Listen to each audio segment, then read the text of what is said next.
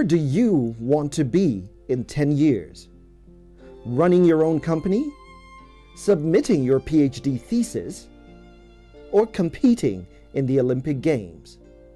We cherish special life milestones like birthdays and anniversaries for a reason. They represent continuity and growth, the unbroken threads that shape a person's life. They are a sign of triumph over adversity, of strength and of hope, particularly in the later years when they represent decades of experience. The importance of celebrating life is reflected in physical and mental health, community and family relationships, and a healthy self-concept. Each of these is essential to an optimal quality of life, and that is how they work. Where do you want this institution to be in 10 years? This is the question that must have been on the minds of the men and women who played pivotal roles in the establishment of the Tertiary Education Trust Fund in its current form. 10 years on, how has the TETFund dream fared? Have the hopes and aspirations been achieved? This episode of The Paradigm Shift provides answers to these questions and more. These are the chronicles of the journey to institutionalize research and development in Nigeria.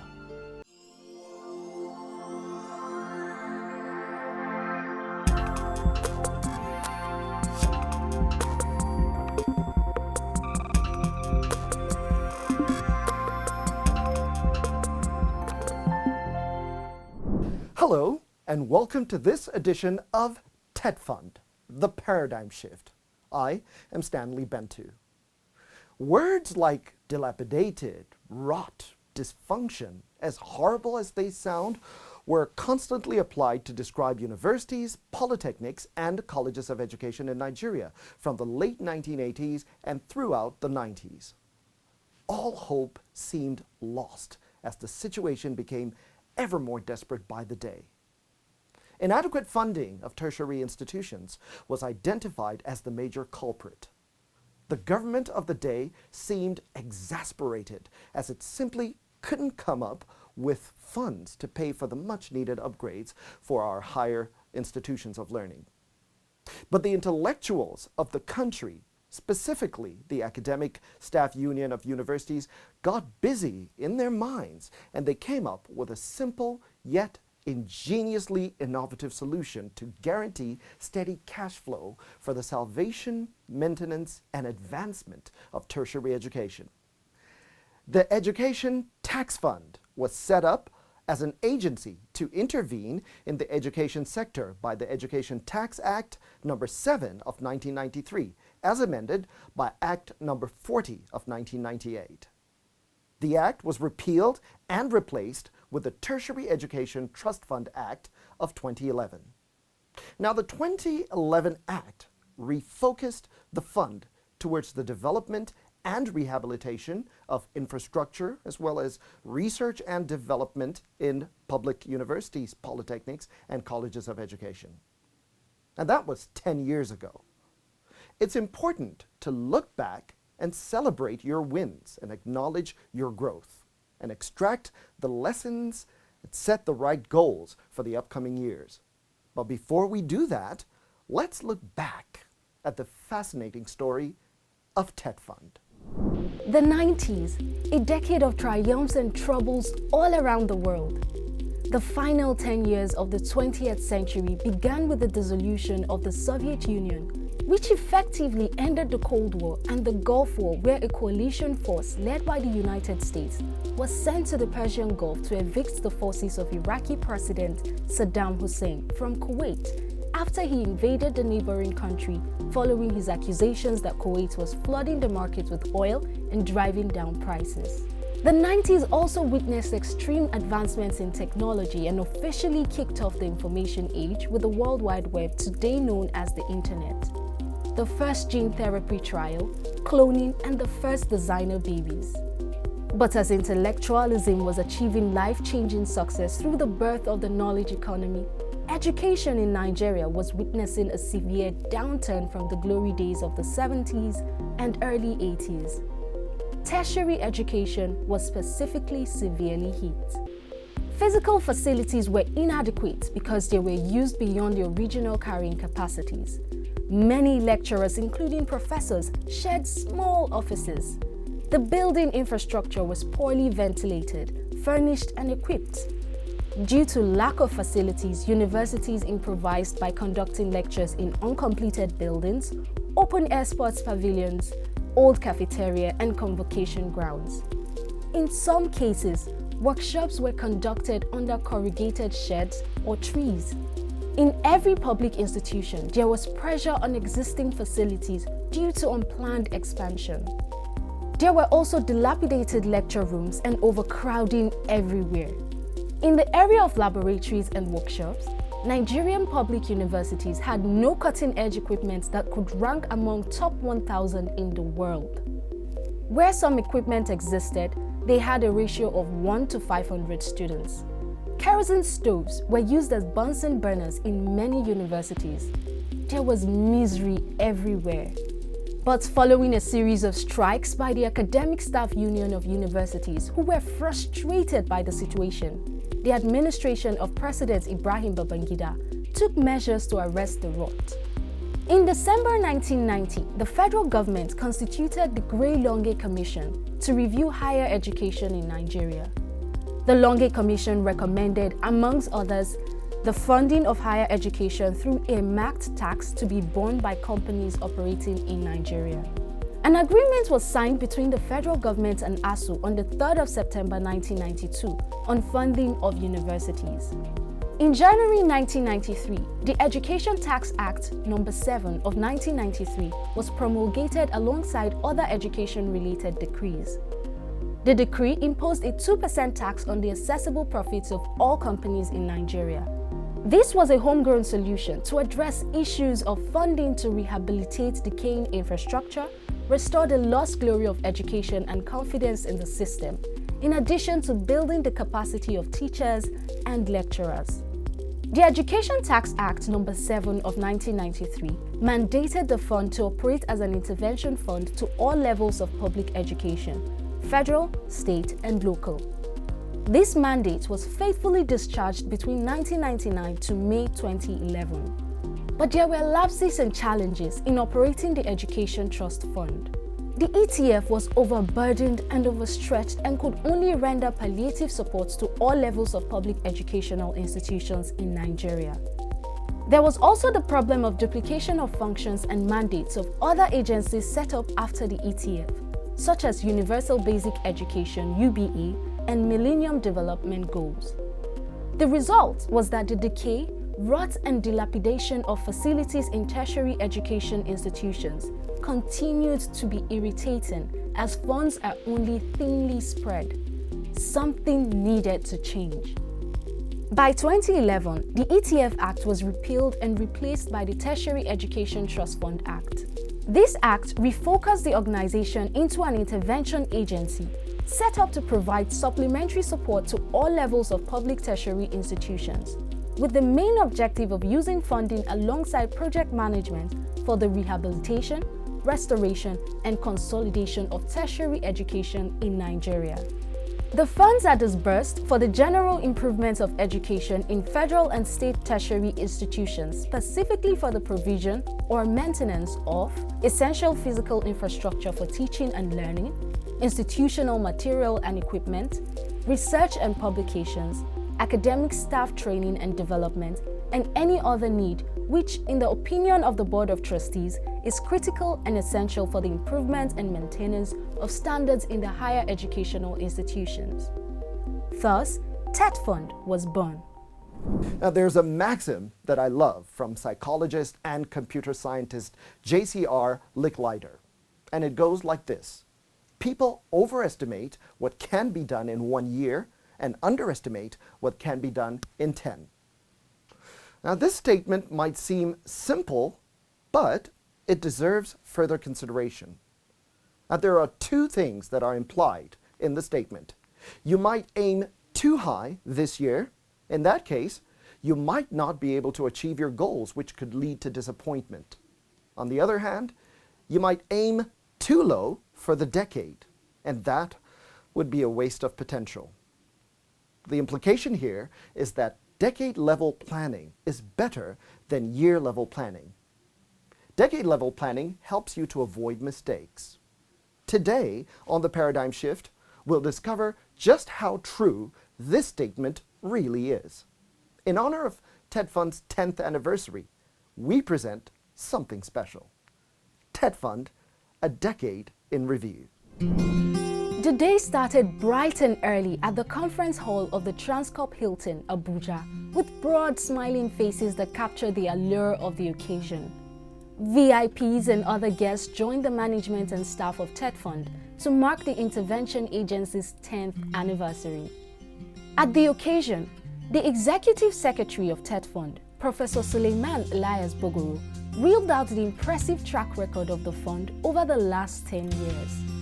He revealed that TETFund had executed 152,838 projects in public universities and other beneficiary institutions in the last 10 years.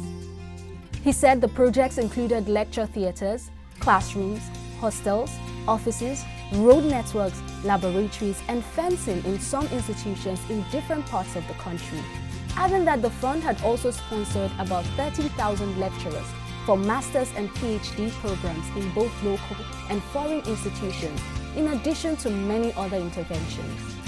It is because of that, and with deliberate emphasis for PhDs, which is a minimum requirement for a lecturer in the Nigerian universities, that when before 2015, only 40% of lecturers in Nigerian universities had PhD. With TETFund intervention, that percentage moved to 60% in 2015. And I can tell you proudly so, that at the moment, the percentage across our universities for PhD holders is between 75% to 100%. For some of the universities, like the University of Ibadan, that is a research university. And of course, most of the first generation universities. And I can tell you also, I still remember October last year, when the University of Ibadan hit the first 500 by ranking in the world. The Vice Chancellor said, we are celebrating that good news that came this week. And I'm happy, ES of TETFund, to tell you, this has significantly been achieved because of TETFund support. Still, in a bid to boost human capacity in our institutions, the fund has sponsored over 68,000 academic and non-academic staff of public tertiary institutions to attend local and overseas conferences as indicated in the table below. The table is there. TETFund has also been providing support for teaching practice in federal and state colleges of education across the country. So far, the fund has supported over 71,000 lecturers under its teachers' supervision program. Considering the vital role that libraries play in educational institutions, TETFund has also allocated substantial funds to public, federal, and state tertiary institutions. TETFund has also allocated substantial funds to public, federal, and state tertiary institutions for the acquisition of library books, e-library resources, and academic manuscript development to books in order to promote and support research, teaching, and learning. So far, the fund has procured over 2 million books for use in our libraries, 152,844 e-resources, and 380,778 equipment and furniture distributed across public tertiary institutions in Nigeria. Earlier in his opening remarks, Chairman of the TETFund Board of Trustees, Alhaji Kashim Ibrahim Imam, said the task of revamping education demands a collective approach of well-meaning individuals and groups. He also took out time to pay tributes to the founding members of TETFund. For the next decade, we are targeting an intervention fund of 1 trillion naira. per annum. And I want to assure you that it is very much doable, it is achievable, and we are determined to take practical measures to make sure that we attain this goal. It's only appropriate for me at this junction to appeal to all stakeholders, starting with the President of the Federal Republic, the Honorable Minister of Education, and the staff of the Ministry of Education, the National Assembly, because they need to pass the enabling laws. The governor of Kebbi State, Abubakar Atiku Bagudu, reminded the public of the critical role TETFund has played in salvaging tertiary education in Nigeria, and that the achievements of the fund were unmatched. He said his state and other state governments had allocated about 30% of the annual budget to education in recognition of its importance to national development. It takes a critical amount, a minimal amount of money to train someone in for any qualification, whether it is NCE, HND, or a degree. And therefore, if we compute and we know what it takes to train someone, maybe a medical doctor, and if the university is training 100, we know how much then funding it requires. And if we do that, what follows is sensible that somebody must pay the bill. Somebody, whether it is the proprietor of the institution, the government, the state government, or a combination of both. But what we can't ignore is that it takes a critical mass of funding to achieve a certain result. And I think as we move forward with tertiary education fund, that is the one thing they can help lead. There is a need for our society to be consciously abreast of the funding gap that is existing in our educational sector, because it will help us mobilize public support in order to mobilize such resources. And it will help political leaders to make the argument and to be supported. Representing the Minister of Education, Malam Adamu Adamu, the Permanent Secretary, Sonny Echono, commended TETFund for the impact made since inception, while calling on other agencies of government to take up inspiration from the fund. So as TETFund continues to transform itself, to set higher targets, to rejig its processes and systems, identifying new areas of focus in research, for example, in leveraging on technology to improve delivery of curricula, in enhancing its relevance to the immediate environment. And again, we must congratulate TETFund for taking the lead with your molecular laboratories in the advent of COVID, and how testing was boosted in this country thanks to the contributions of TETFund and others. I believe it goes without saying that such an organization that had made such impact in a short period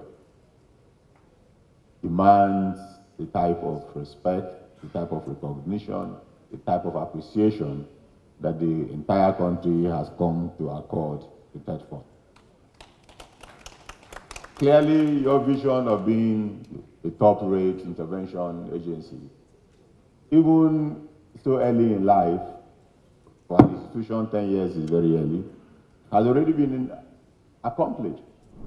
The guest speaker at the event was Dr. Musa Babayu, a former chairman of ETF that presided over the transition that led to the repeal of the 1998 Tax Act and its replacement with TETFund Establishment Act of July 2011. He took the audience on a trip down memory lane as he explored the evolution of the agency. Immediately after our inauguration and the first inaugural board meeting in 2009, we clearly established the pathway. And I knew from that time that the vehicle that we had, which was the ATF Establishment Act, was structurally flawed, and something needs to be done to make it more effective and more efficient in the delivery of the core mandate areas of the fund. But then we had a snag. We felt it was necessary for us to reform the organization itself in order to make it much more effective, much more focused, so that it will support the Board of Trustees and the management in the delivery of this important national duty. The Board of Trustees Committee on Appointment, Promotion, and Discipline, FED&C, was charged with that responsibility to come up with a new organogram for the consideration of the board. We focused first on the Directorate of Education Support Services. We broke it into pieces and created academic staff training and development in order to give it special focus to achieve the goal of capacity building in the tertiary education segment. Dr. Sonny Kuku, the Pro-Chancellor, University of Benin, and founder of Eko Hospital, was chairman of the occasion. He appealed to governments at all levels to improve funding for education through the reintroduction of study grants, loans, and bursaries for students. Dr. Kuku praised TETFund for repositioning the Nigerian education system over the last 10 years, while stressing the importance of the paradigm shift initiative of the Executive Secretary, Professor Suleiman Elias Bogoro. The pain of our universities is the fact that the funding is very poor. And I believe that this is so because the situation that used to be and the situation in other places all over the world has been reversed. When I was in university about 100 years ago, I hope you please clap for me. We were made to pay fees. But my classmates, nobody amongst us paid the school fees from his own pocket. The fees were paid by either the federal government scholarship or state scholarship or local government scholarship, or bursaries, loans, and all. The important thing about this is that when you do that, you then give the institutions, they know exactly the amount of money will come, and they can distribute them according to their own specialties, the way they want to do it. And it is not impossible for this to happen. It just needs political will. And I think the message will be carried back to the minister. It will also be carried back to the legislature and, of course, the president. All we need to do is to know how much it costs to train a student. And every student will have to pay that or be paid for. And I think anywhere in the world, somebody pays for them.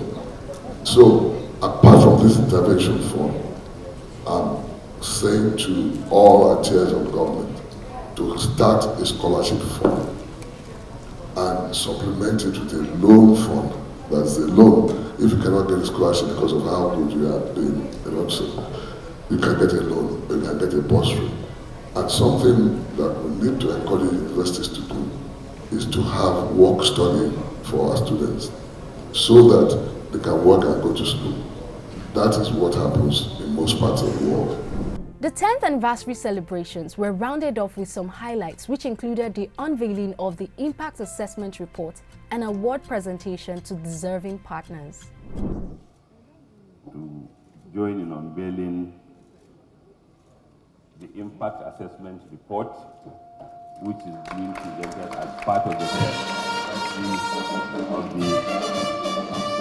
tertiary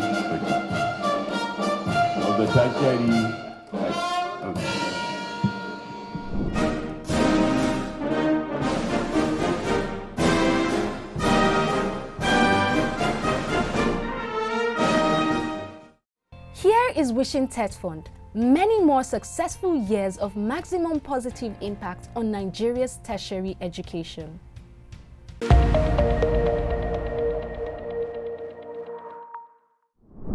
Well, a wise man once said that it's good to have a great mind, but even better to use it well. TETFund has a good head on its shoulders, and it's applying all of its energy to maximize the skills, gifts, and talents of the academia to catalyze an industrial revolution in Nigeria through research and development. And that is the paradigm shift. Join us again on the next edition of the program. Until then, thank you for stopping by. Good night.